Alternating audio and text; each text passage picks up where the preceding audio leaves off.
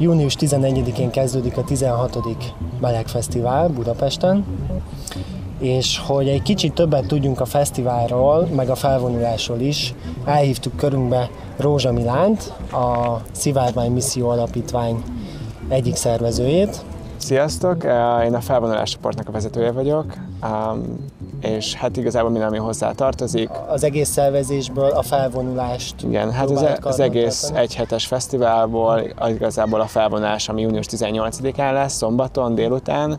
Ugye 3-tól gyülekezünk az Andrássy úton, a Hősök tere felől, és utána pedig vonulunk tovább egészen az Alkotmány utca torkolatáig, és az egésznek az elejétől a végéig, a lebonyolításáig, ugye az én csoportom felelős, aminek ugye én vagyok vezetője. Ez most egy hosszú útnak bizonyul. Hát sokkal hosszabb, mint a tavalyi volt. Mert hogy a tavalyi az oktogonig tartott, igen, ugye?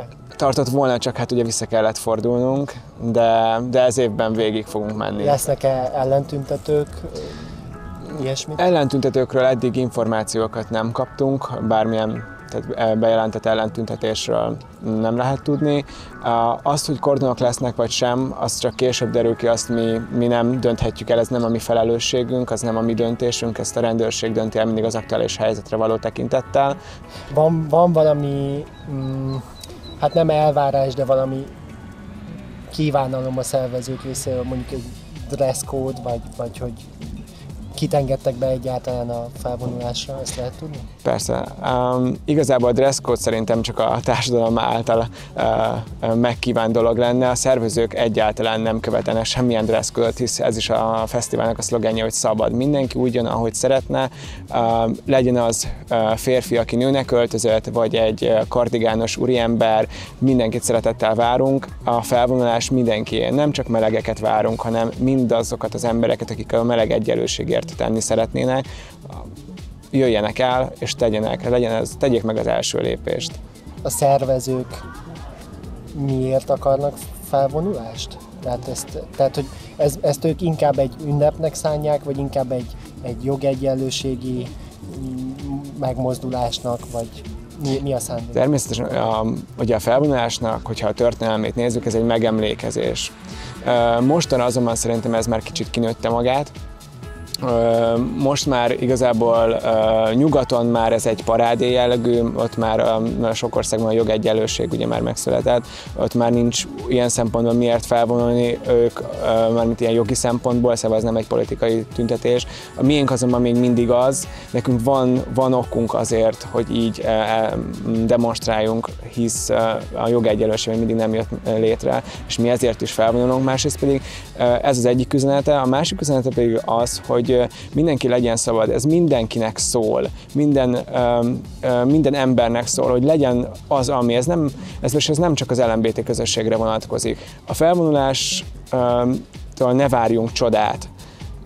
Nem attól fog megváltozni minden, ez minden évben azonban egy esemény, amikor felhívhatjuk a figyelmet arra, hogy jogegyenlőtlenség van, arra, hogy a homofóbia még mindig létezik, az, hogy a LMBT embereket diszkriminálnak, és hogy nem élhetnek teljes életet. Ez a felvonulásnak igazából a célja, a csodát magunktól kell várni. Mi tegyünk érte, ne csak attól a párolás felvonulástól várjuk, hogy minden megváltozik, hisz ezt az egy felvonulás egyszerűen nem tudja elvinni a saját hátán.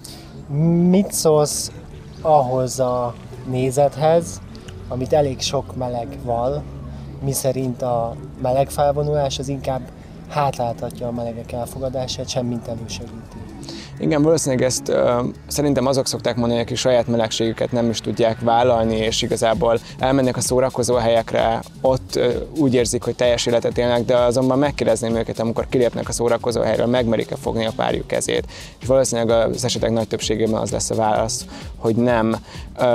Általában ugye az a másik kifogásuk, hogy a médiában igazából csak az úgymond érdekes részeket mutogatják, kezdve ugye a transzvesztitákkal, vagy ez a kép egy kicsit ugye kilóg a sorból, és nem mutatnak olyan melegeket, akik úgymond beleférnek ebbe a heterok által kitalált kategóriákba, és nem különböznek annyira a többi embertől, nem ezeket mutatja a média. Ezt nagyon-nagyon sajnálom, igyekszünk ez ellen tenni, pont azzal, hogy próbáljuk megnyitni a felvonulást, és hívunk mindenkit, hogy ne csak a médiából értesüljenek, hanem jöjjenek el és ismerjenek meg minket.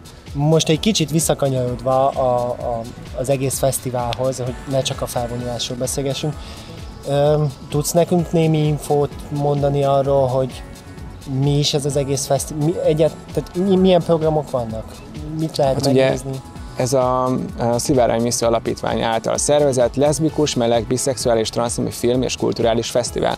A felvonulás ez csak egy fő esemény, ami igazából legjobban kimerészkedik, kimegy az emberekhez. Ez a csúcspontja. Igen, mondhatjuk így is. De ettől függetlenül az egész hét folyamán nagyon sok partit szervezünk, emellett ugye egy filmfesztivál, ami idén is a Művészmoziban kerül megrendezésre, emellett műhelybeszélgetések, most fókuszpontba helyezve ugye az új alkotmányt és mindent akkor csoportosítottunk. Ezen kívül lesznek különböző a hétvégenként ilyen piknikek, amit ugye lesz a Eurogames szervezői által szervezett piknik, vagy a Labriszos minden évben megrendezésre kerül leszbikus piknik. Lesznek ezen kívül más rendezvények, ilyen például az Open Mic, vagy például a Rapid Randik, nem is tudom, a bulik lesz ugye egy nyitóparti, ugye akkor végig lesz egy Ladies Pride, Men's Pride, a Rainbow Party ugye mindig a felvonulás után van, ami most az Orfeumban lesz. Az ilyen beszélgetős programokat, a workshopokat, azt hol fogjátok megszervezni? Ezek a műhelybeszélgetések a Bálint-házban lesznek, lesz még ugye a táncest is, ami majd csütörtökön lesz.